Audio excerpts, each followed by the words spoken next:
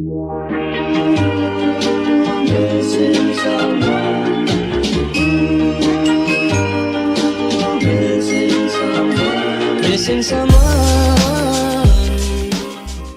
bonjour à toutes et à tous, bienvenue dans ce nouveau numéro de Full Politics. Alors si on avait voulu le faire exprès, je ne sais pas comment on aurait pu réussir, mais ce jour encore, les transports en commun sont en grève. Il y a un mouvement de 48 heures, ce qui explique que la station de métro derrière nous est fermée. Mais c'est pas grave, on va quand même faire connaissance avec une de nos personnalités politiques, Carolo, et aujourd'hui c'est Mohamed Fikrioui qui est avec moi. Mohamed, bonjour. Bonjour. Tu vas bien? Impeccable. Alors on va en parler directement avant d'en savoir un peu plus sur toi. Cette station de métro est fermée suite à un mouvement de grève. C'est quelque chose que tu connais de par ton expérience, parce que tu as notamment été délégué syndical, en plus d'avoir travaillé au Tech Charleroi. Oui, c'est quelque chose que je connais, c'est des mouvements de manifestation du personnel, des réactions par rapport à des situations bien précises. Et je dirais que pour manifester en tout cas leur désaccord par rapport à certaines choses qui leur déplaisent, les délégations syndicales interpellent le personnel et débrayent. Donc c'est des situations que j'ai connues. Alors aujourd'hui notamment la raison est la future instauration d'un service minimum en cas de grève. Ben oui, le service minimum, la grosse question, c'est la liberté de pouvoir partir en grève. Je pense que c'est un des moyens utilisés pour manifester, en tout cas sur des accords par rapport à un choix qui est présenté. Et donc moi je pense que l'expression en tout cas syndicale par rapport à une problématique doit pouvoir se faire. Et évidemment, la concertation pour moi reste la réponse la mieux adaptée, la plus appropriée à une situation de crise. Et une concertation, c'est toujours possible? Toujours. Il ne faut jamais fermer la porte à la concertation, parce que la première défaite, c'est justement fermer la porte à la concertation. Alors, en plus d'avoir été délégué syndical, tu as travaillé au Tech Charleroi. Ouais. J'ai travaillé pendant 9 ans. J'ai d'abord été engagé pour installer le système de perception, l'ancien système qu'on appelait le ProData à l'époque. Et donc j'ai installé dans tous les trams et tous les bus ce système de perception. Et ensuite j'ai travaillé dans la réactivation des trams, donc tous les trams que vous voyez rouler aujourd'hui, j'ai participé à la réactivation de certains d'entre eux. La réactivation, c'était la modernisation, la remise en état pour permettre à ces trams de rouler et d'augmenter le nombre en tout cas de trams effectifs sur le réseau.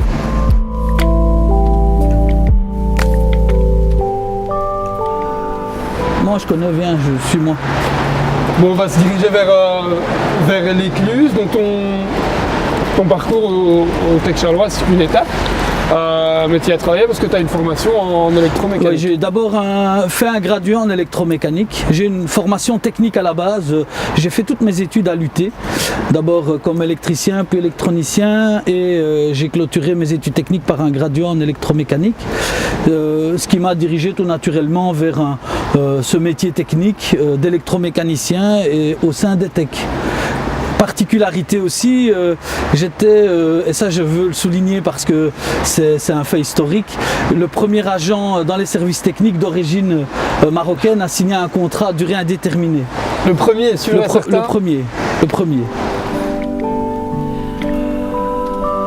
Alors par la suite, tu as été professeur. Oui. Dans une école de Charleroi, c'est d'ailleurs là qu'on s'est rencontrés. C'est là qu'on a fait connaissance, c'est vrai. À l'Institut Saint-André. Oui. Qu'est-ce que tu gardes de cette expérience de prof? Ce que je garde de cette expérience de prof, c'est surtout de faire quelque chose que j'aime. Je suis passionné par l'enseignement et par la transmission du savoir. J'ai pu m'inspirer d'enseignants que j'ai eus en secondaire et au graduat pour donner cours, parce que la participation active des élèves au sein de la classe était quelque chose qui me motivait énormément. Alors c'est volontaire que j'ai commencé à travailler comme technicien avant d'aller vers l'enseignement.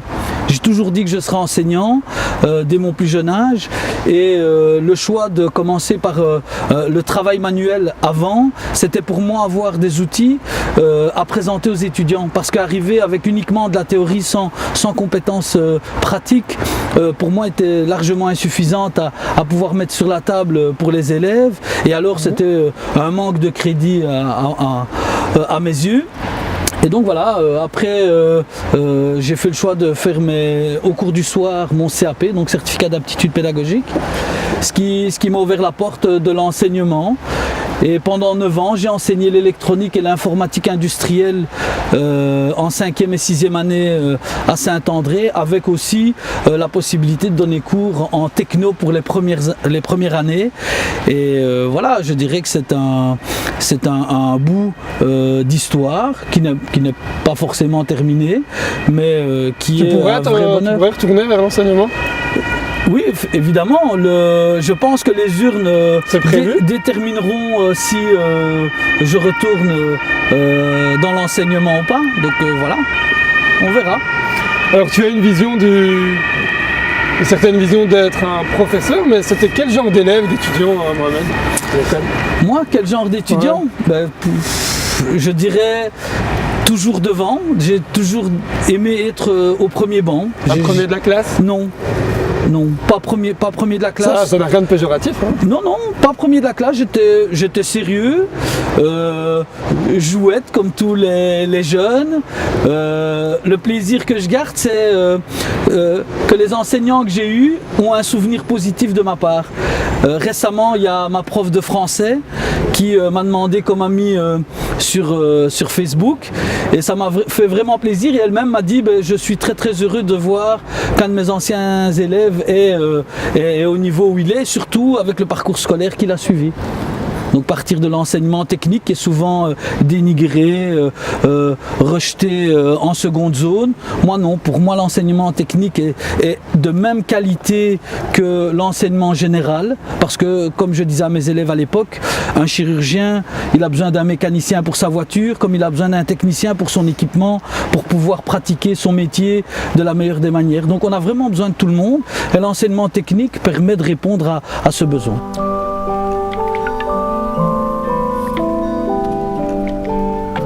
Alors au niveau du privé, tu es marié, oui. Papa de 3 grands-enfants, oui. Déjà. Ils ont quel âge ? Assia a 18 ans. Elle démarre des études d'infirmière cette année. Elle va voter pour papa ? Je ne sais pas. L'anecdote que je peux dire, c'est que lors de ma première élection en 2006, Assia allait avoir ses 6 ans. Et non, 5 ans, c'était 5 ans. Et elle était avec moi dans la voiture, assise à l'arrière, et sur son rehausseur, ce qui lui permettait d'avoir un regard vers l'extérieur.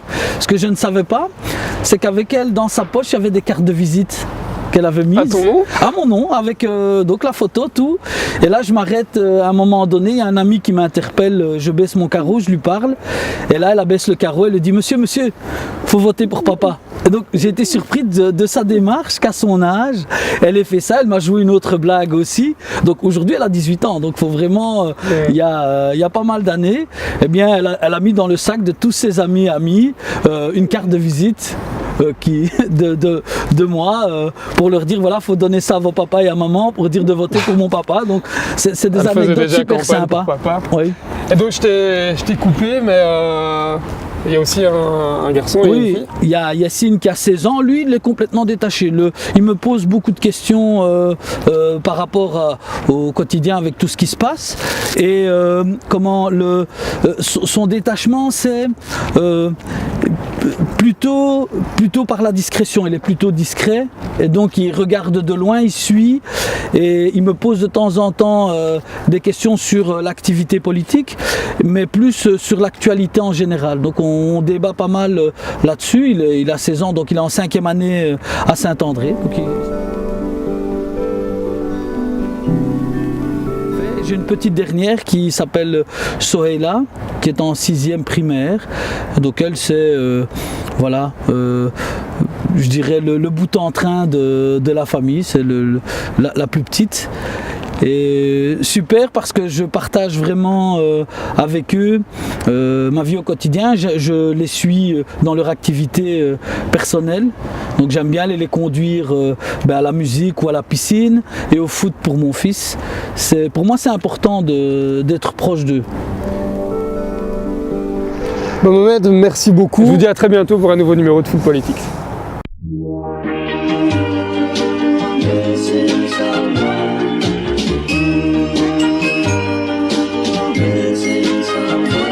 Missing someone